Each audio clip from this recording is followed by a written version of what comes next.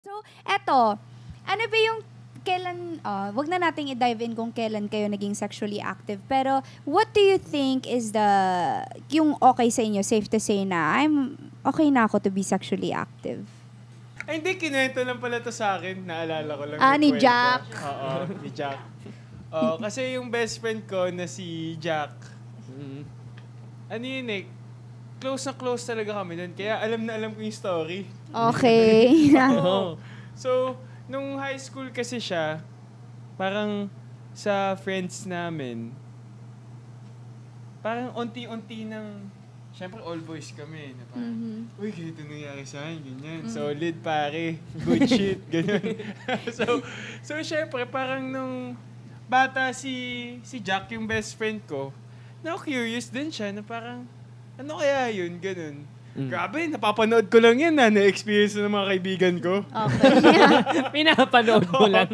So, parang, eventually, parang nakahanap siya ng girl na, nakakilala siya ng girl and nakahanap siya ng girl na mas matanda sa kanya. So, parang, si Jack, parang ang dami niya ng mga kaibigan na hindi na virgin. Oo. So, nakakilala siya. Siyempre, Na-pressure siya, pare. At malaman niya rin kung what's the hype, man. Oh, what's the hype, bro? The trend. Ano ba The feeling hype all yan? about. Ano ba yan? Solid ba yan? Tapos anyari? So, yun nga. Kasama niya na yung girl niya, ganun. Punta kami sa bahay ng friend namin, ganun. Inom kami, ganun. So, ayun na. At syempre, kami mga kaibigan, tinulungan na namin, ayan na, kung gusto mo, dun sa taas ganun. So, ang kwento sa akin ni Jack, nung first time niya, First time ni Jack. kabado daw siya. Oo, hindi daw niya alam kung paano suotin yung condom. Parang sa sobrang close nyo ni Jack. Oo, close talaga kami noon. Tapos? Hindi niya alam kung paano suotin yung condom, ganun. Pero solid din kasi... Solid talaga yun. Solid din kasi nagko-condom. Tama. Tama. Pero pag mali naman yung pagkagamit, hindi pa rin safe. It's the thought that counts. Parang hindi. Huwag niyong tularan. Dapat be educated din. Pero okay, sige. Reproductively. Okay. Okay. So, doon ko na na-realize na yung...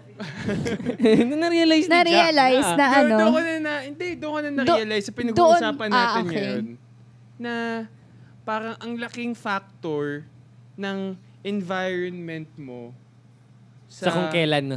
Oo, sa kung kailan mo ma-feel kung G ka na.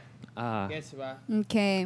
Okay, so now, looking back, sa tingin mo ba, yung age mo na yon, when you started being sexually active, sa tingin mo, ready ka talaga nung time na yon? Or looking back now, sana mas older ka pa or what? Or okay ka dun? Yung experience, di ko experience yung kay Jack, I mean, kay Jack pala. Sorry. Kay Jack pala. Okay, sorry. Isa pa. Apak na ka. Nakapakan mo yung paa ni Jessica pa ulit-ulit eh. Sabi ko, okay lang. Okay lang. Pangalawa. Okay lang. Pangatlo.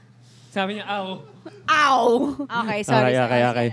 So, looking back now, sa tingin mo ba, knowing si Jack, since super close naman kayo, sa tingin mo ba na kung babalikan niya yon, sa tingin mo ready ba talaga siya at that age na maging sexually active? Or sa tingin mo, mas gusto niya sana na mas older pa siya, yung mas marami pa siyang alam?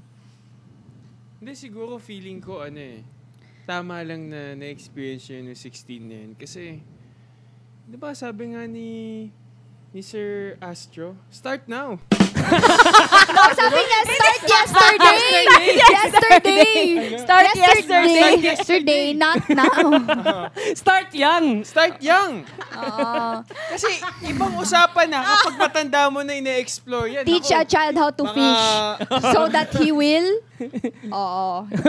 release his fishes. Joke lang.